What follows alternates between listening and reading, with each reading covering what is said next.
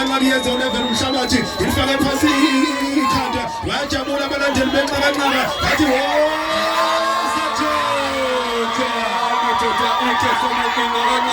iyaphinda futhi lokho wena ingena khona ke yashaya intambo ayibeshanga phela intambo laphona ke inqabanqaba nangena khona ke Amazondo unumber 3 Amashi unumber 2 njalo lapha Amazondo Amashi nezikulungwane ke zamarandi ezingamashumi ezinkulungwane ezingamashumi iyona la inqakanqaka ayavuka angiyazi ukuthi mina akuvamisile lokho emashini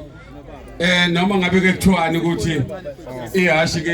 lehle libuye lizo wina umjaho omkhulu njengalo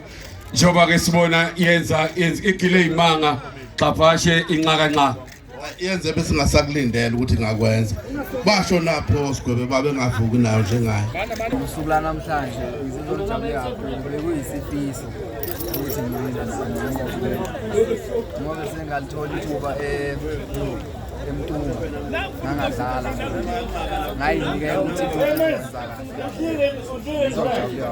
bewazi ukuthi uzowina nginamathemba nangwe kuya awadwa yona ke manje lapha inkunzimalanga iyashebelgitshele uyena unokubonga isicefe asinikeni izandla bo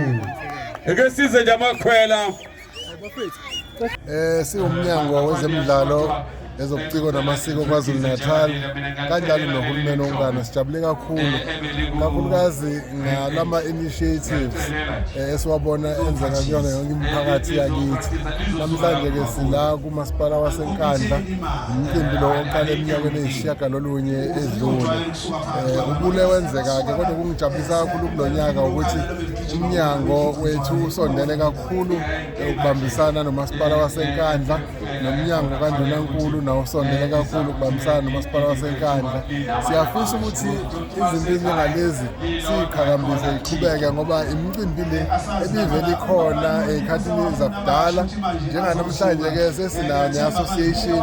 i-Traditional Horse Racing Association eholoba uButhelezi kodwa ihlanganisa wonke o-Traditional Horse Racing bakwaZulu Natal.